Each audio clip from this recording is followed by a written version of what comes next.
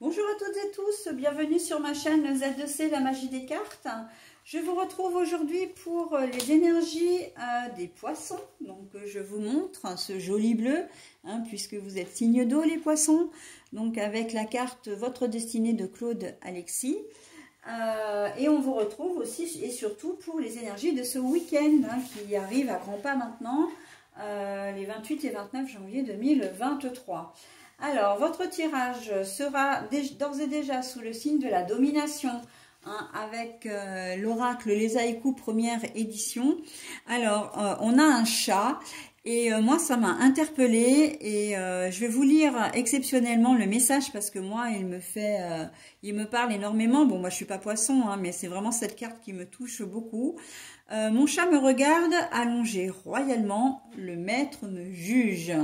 Et j'ai une petite anecdote à ce sujet. Alors pardon, je vous fais part un petit peu de ma vie personnelle. Mais je disais que c'était incroyable parce que moi j'ai 8 chats. Et je disais, mais c'est incroyable, j'ai vraiment l'impression qu'ils sont des tyrans avec moi, toujours à miauler, et je veux ci, et je veux ça, et j'ouvre une porte, et je ferme la porte. Et en fait, elle me disait, et puis j'ai surtout un chat, un jeune chat, le plus jeune, que j'appelle mon petit garçon d'ailleurs, qui a 1 an. Et il est tout le temps en train de miauler pour avoir des câlins, pour monter quelque part, et il est feignant comme c'est pas permis. Et même pour lui donner à manger, donc je mets sa gamelle en hauteur parce que sinon les autres chats ou même mes chiens lui mangent sa gamelle. C'est surtout par rapport aux chiens d'ailleurs. Et parce qu'évidemment les autres chats peuvent monter sur le meuble. Mais même, il fait même pas l'effort de monter. Il miaule, il arrête pas de miauler, il vient vers moi et allez, porte-moi et vas-y. Et je disais à ma veto la dernière fois, mais en fait, c'est un vrai tyran avec moi. Et elle m'a dit une chose très juste à propos des chats et ça correspond exactement à la carte. Elle me dit, vous savez, les chiens ont des maîtres, mais par contre, les chats ont des esclaves. Donc voilà, c'est dit. Voilà, donc domination, esclave, emprise. Il y a des choses là du coup, et ça fait une belle, comment dire, une belle introduction. Là, on voit que la domination, elle peut être... c'est à double sens, donc on va voir dans quelle mesure ça va intervenir dans votre tirage. Alors un tirage en 3 cartes, avec 2 pour les énergies générales, 1 pour les énergies sentimentales. On a d'un côté l'oracle Claude Alexis, enfin l'oracle Votre destinée de Claude Alexis et le Tao pour les énergies générales. Et on a l'oracle de la sagesse, ou moi je l'appelle le Wisdom Oracle, enfin le Wisdom Oracle, parce que c'est la version anglaise pour le sentimental. Et vous avez en fin de tirage, en tout cas vous aurez en fin de tirage, une carte bonus. Donc là, on n'est pas forcément sur un message, on est plutôt sur peut-être une émotion qu'il faudra peut-être travailler, ou alors qui viendra vraiment s'insérer et appuyer votre tirage. S'insérer dans votre tirage ou appuyer votre tirage, d'accord? Donc une dernière précision et après je commence la lecture. J'ai 2 cartes à l'envers ici. Donc je vous les montre à l'endroit à l'écran et ensuite je les pose à l'envers pour pouvoir en faire la lecture, d'accord? Les seules en fait que je ne mets pas à l'envers, c'est la carte astrologique bien évidemment, mais c'est aussi la carte principale et la carte bonus quelle qu'elle soit, c'est toujours à l'endroit. Voilà, allez, on y va pour le tirage. Alors, le déménagement, la vente, la séparation d'un bien, c'est à l'envers. L'attente.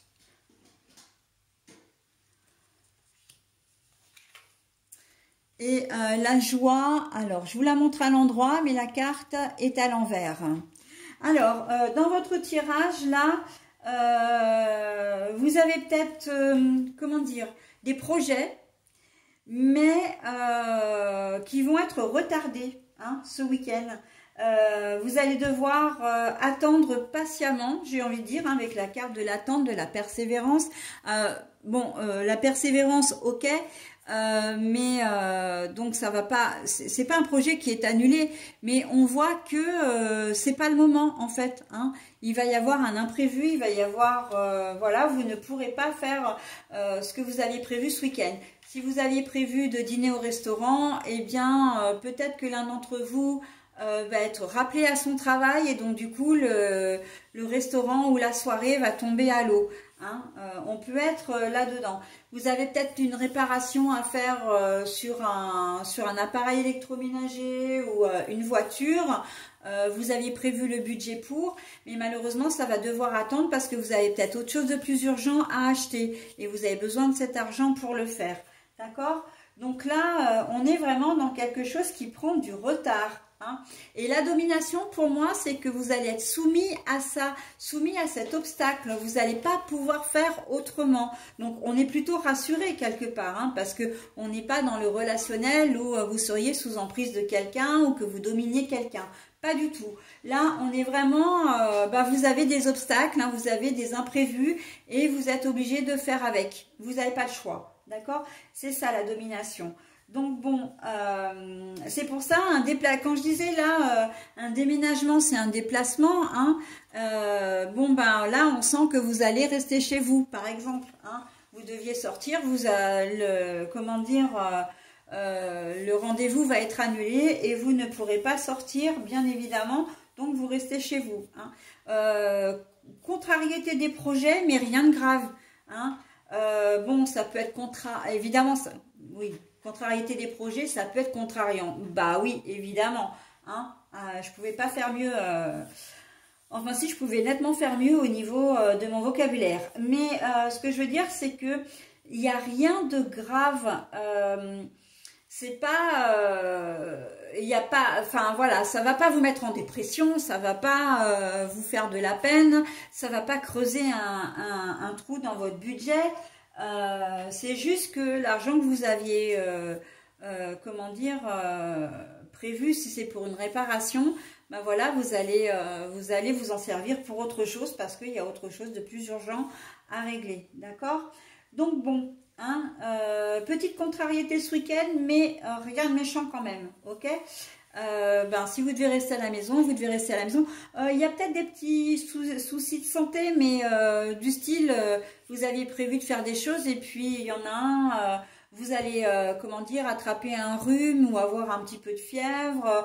Et là, il y a encore le virus du Covid hein, qui traîne ou de la grippe, donc il se peut que tout simplement, voilà, vous deviez garder...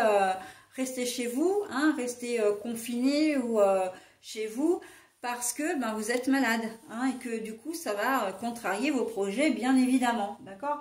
Bon, ce sont les grippes, enfin les maux de l'hiver, hein, hormis le Covid qui peut être un petit peu plus sérieux, mais là encore, moi je le vois plus dans le sens, vous attrapez un virus qui vous, qui contrarie vos projets, hein.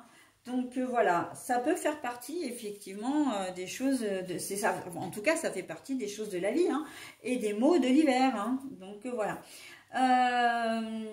Au niveau sentimental, relationnel, du coup, si vous êtes confiné, voilà, si vous êtes peut-être pas forcément de bonne humeur, effectivement que ça peut jouer sur vos relations. Donc la joie, non, vous n'êtes pas forcément au top niveau. Hein.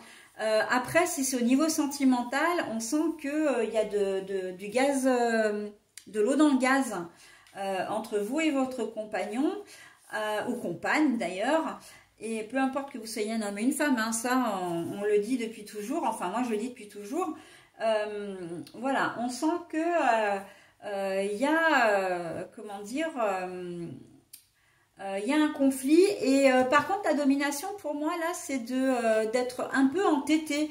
Vous êtes entêté hein, dans votre conflit, vous voulez à tout prix avoir raison, alors à juste titre ou pas, mais on voit que vous n'en démordez pas hein, et du coup vous n'êtes pas forcément très heureux ou heureuse parce que mine de rien peut-être que vous aimeriez que votre compagne ou compagnon s'excuse et puis que ça reparte sur de bonnes bases. On voit aussi qu'il y a un certain entêtement et que du coup c'est un entêtement de votre part hein, qui dure Et c'est presque un gâchis parce que en fait vous n'êtes pas heureux ou heureuse par rapport à cette distance qu'il y a avec votre compagne ou compagnon, mais il y a un certain orgueil où vous attendez que la personne revienne, hein. Donc bon, vous n'êtes pas très, comment dire, qu'est-ce que j'allais dire, bah, vous n'êtes pas heureux ou heureuse évidemment, mais on sent que vous ne voulez pas faire le premier pas, hein, ou vous craignez peut-être de le faire aussi, hein. Voilà. Donc bon, hein, un petit peu d'orgueil mal placé, là, c'est dommage parce que il faudrait pas grand-chose pour que la tendance s'inverse, hein, au niveau relationnel, hein. Donc bon, et puis si c'est une mauvaise humeur due aux énergies générales, votre compagne ou compagnon n'en est peut-être pas responsable. Donc bon, c'est dommage de vous gâcher un week-end pour une mauvaise humeur mal placée. Ok, mais bon, vous faites comme vous voulez, encore une fois, hein, les cartes, elles ne sont là que pour vous conseiller, vous donner des astuces, etc., hein.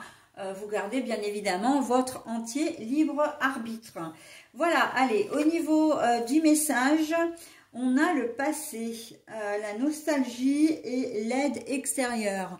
Donc le passé, là j'entends laisser le passé au passé, hein. C'est-à-dire, et c'est assez flagrant parce que je parlais d'orgueil, je parlais de vous ne voulez pas revenir dans un conflit.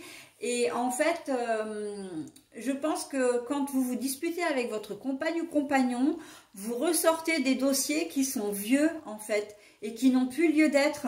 Donc en fait, au lieu de vous, comment dire, au lieu de vous rapprocher, vous vous éloignez un peu plus. Mais le problème, c'est que ça vous rend pas heureux ou heureuse. Et pourtant, c'est de votre fait, hein. C'est vous qui attisez le feu, hein, ou en tout cas qui engendrez le conflit. Donc laissez le passé au passé, hein. C'est pas la peine de remuer des choses qui n'ont rien à voir avec le conflit présent. Travaillez plutôt à vous réconcilier, d'accord? Vous, ça va vous permettre comment dire, de faire un travail sur vous déjà, et puis d'être plus serein, de retrouver, ou sereine, de retrouver un certain équilibre, une certaine paix de l'esprit et du corps.